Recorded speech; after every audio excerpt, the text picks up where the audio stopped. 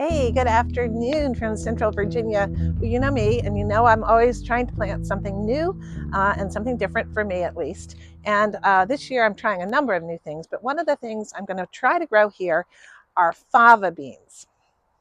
Now, I love fava beans, particularly to make them into kind of a dip, like a hummus type of thing.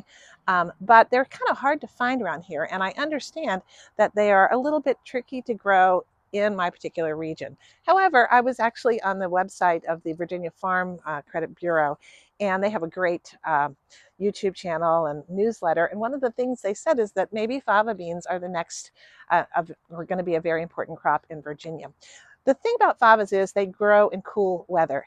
And here in Virginia, we have this issue with we'll get a very warm time in the spring. Sometimes spring comes really early, and summer, or actually spring will happen, and then all of a sudden we get slammed with summer, and it can happen even in May. And that can really do a number on your cool weather crops that you've just gotten to the point of, where they're about to harvest.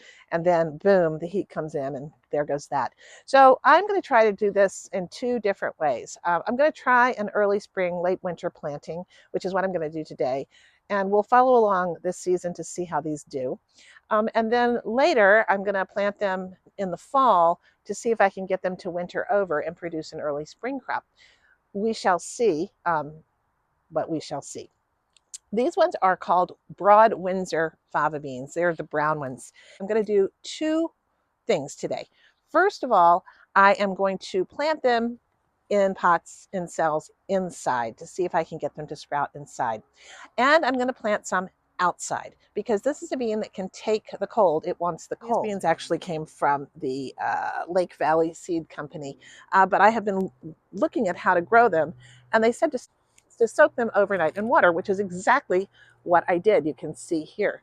And lo and behold, look, this one has actually started to sprout. You see it, that tiny little sprout on there? So I'm actually going to put this one straight in the ground because I know it's a viable seed. They're big seeds, see? Like this. You can kind of see next to my finger. And the sprout comes out, looks like you can see this welling up here and about to sprout through that opening there. I'm going to plant some of these inside. I'm going to plant some of them outside, and we'll see what, if anything, grows. This is the first time for me, so I'm not investing a whole lot of real estate into the fava beans until I know that I can grow them.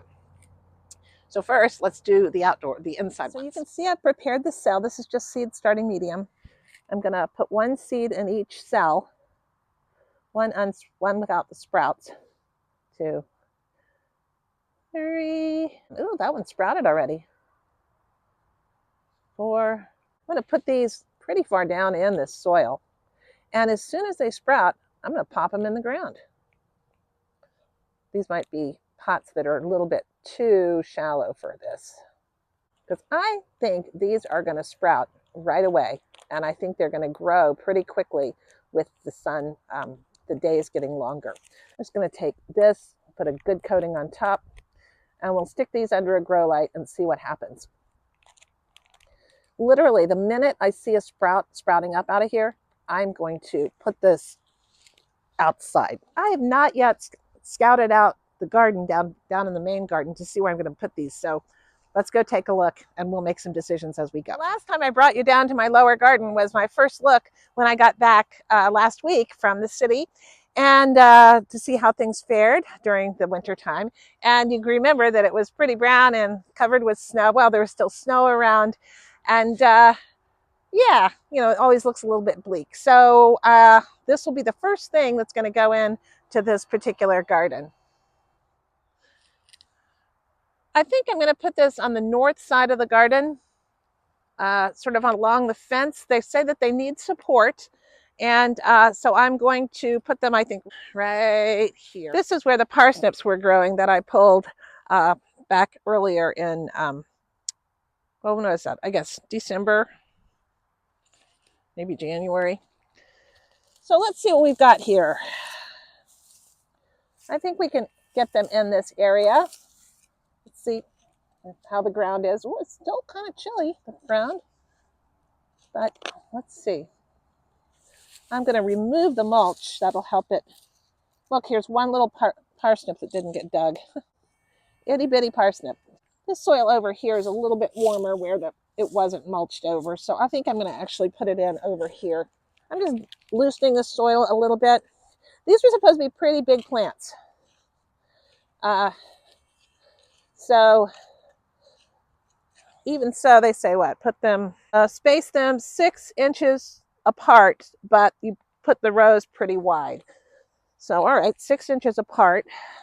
This is going to be fine. This soil where it wasn't under mulch is much warmer, and I think that'll be good. Here's another parsnip that didn't get dug. You can space them out. If I put one back here, one in the front,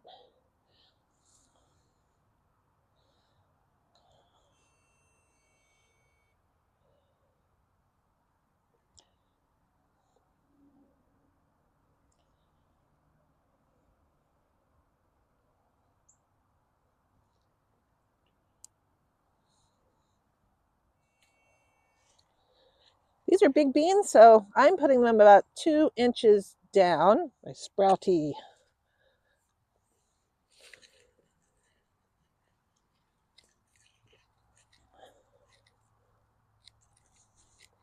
We'll see what we get in the way of sproutage. There we go. The soil is moist already, but I might go ahead and put a little bit of water on it, just for good measure. So that's what's going on with the fava beans. I will definitely keep you up to date because I need to keep myself up to date. I'm using these videos as much as a journal, garden journal for me, but I thought as I garden, maybe it could help other people as well. At any rate, do give a like and follow, and check back with me frequently. Thanks so much for watching. Take care. Bye. All right. I'm gonna have some work to do down here too.